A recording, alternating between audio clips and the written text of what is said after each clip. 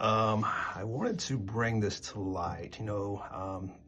Chris posted this on his personal page, and then if I tried to respond, he deleted it.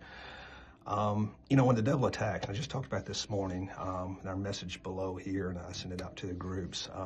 The devil is going to attack, and he's attacked me pretty hard over the weekend, not with Chris, but something else. Anytime you're moving and doing God's work, the devil is going to try to take you down. Absolutely. And I just want to do this and bring everything to light, because the devil's great in the dark. But if we can expose what's going on, then he has no power. Now, when you watch Chris, and I'll get into responding to Chris in just a minute, but watch the video, watch his eyes. There's something very deep and dark there that's a little disturbing. So I'll tell you my side of the story. Of course, there's two sides of every story. And I'll let you make your own judgments. But so me and Chris, we kind of have a spirit, the way we met, to me, we had a spiritual connection. There was a time, and this may get long, so bear with me. There was a time in my life that I wasn't a good guy. I had a surrender moment about 6 years ago. I lost everything I had. I lived in a camper at Fort Yargo. And in that time, when I surrendered to God, I worked on really shaping and reshaping this up here, my thoughts patterns, because I had porn addiction, sex addiction. I was very controlling. I controlled everybody in my life. I was just not a good guy. I played. If everybody see me in public, I went to church. I'd done the church thing. I wanted everybody to see I was a great guy, but when I left church, I was not. And so God pretty much brought me down to my knees, and I surrendered, and it was the best thing I could ever do. Now, going back to Chris, that camper connected me and him. And so Chris reached out to me and said, "Hey, I want to learn from you. I've been watching your social media. I want to be part of what you're doing." And I thought, that's pretty cool, right? And then he told me the story about the camper. And after I sold the camper, I sold it to his dad. And then Chris told me that's where he had his surrender moment. Now, I'm not going to get into his surrender moment and how it progressed in life, but I know when you surrender, you've got to stay on track and be with the Lord, and on a daily basis, you've got to be intentional with it. To me, it was wow, God used that camper to change two people's lives. I mean, when he told me that, it brought me to tears going down the road. And then we got into conversation about our past and my past. And, of course, I brought up porn addiction. Of course, I brought up my sex addiction. I tell that story just about on a weekly basis almost. I run a men's small group here on every Saturday morning, and we talk about porn because it is devastating to a man. And then it's about 98% of men out there either hooked on it or are recovering from it, but they had it wrapped around their throat, right? So I'm very intentional about men and growing men to be the spiritual leader of the household. So I talk about my past on a day, not on a daily, or whoever wants to hear it, right?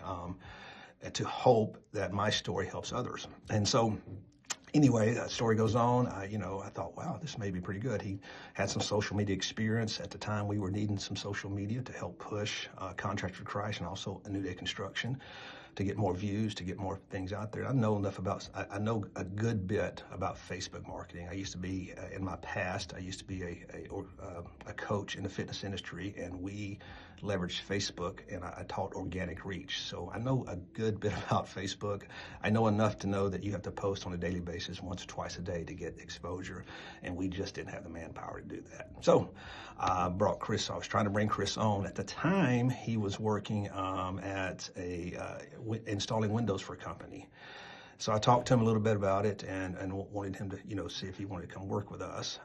He was scared to make the jump because at that time, he was struggling financially. And so I totally understood. I said, what can I do to help? And he told me he was running behind on some bills, his rent and stuff like that. And I said, well, and I do this a lot. I give a lot of loans out to guys. Anyway, so I said, look, let me let you borrow the $1,500. You can pay it back $100 a week, and that way that's covered. There's no obstacles about you having to come aboard. And so that was the deal, even to the point when in his check, written at the bottom of his check, $1,500 loan, paid back $100 a week. It was verbally mutual, and also it was on the check, which is a binding agreement, right? So he cashed a check, so that made it binding. So anyway, he come to work for us that Monday morning, and it seemed like he had his own agenda, his own way of wanting to do things. And I kept saying, hey, we need to start here to get here. He kept wanting to go here, and I said, we need to get down to the ground. We got to build the foundation before we can go here. And it was very, I don't know, every time we say something, he'd get very confrontational, and to the point in the third day in that he blew up, to the point where we, at the office here, it totally shocked us, because we don't work around people like that, and never seen anything like it. And so he blew up and left, and couldn't talk to him, couldn't calm him down, couldn't do anything. He just totally blew up. I don't know if it's a pride issue, because he said, you wouldn't listen to anything I said, you wouldn't do this, I come on to help you grow your thing. I said, yeah, but I know my business, and I know where we need to start and where we need to be, neither here nor there. He ended up taking an iPhone, and he claims in the video that it was pinged that morning. No, that's not true. It was actually pinged that afternoon at his house. So we knew exactly where it was. Anybody knows iPhones knows that when you ping them, you know where they're at.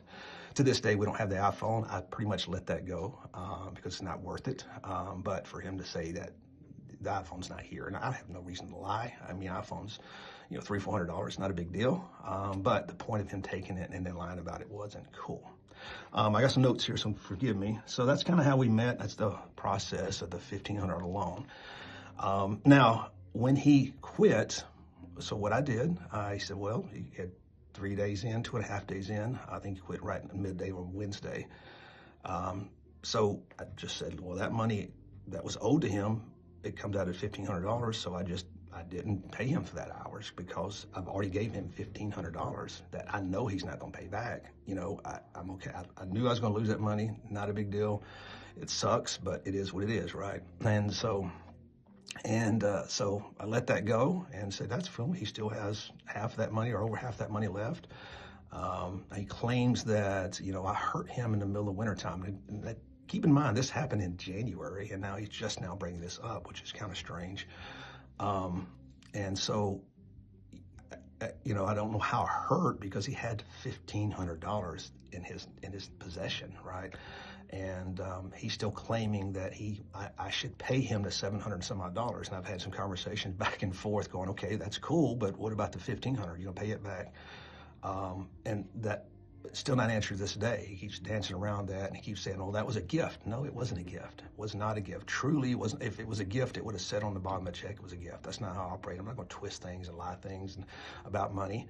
Everybody who knows me and knows our business, we take care of people, let God take care of money. So when money comes in question, I do, and especially which comes from my integrity and leading God's way, I don't let money get in the way of that. I want to take care of people, but there's still financial things that we have to be a good steward over, and so I thought that was the fair way of handling that.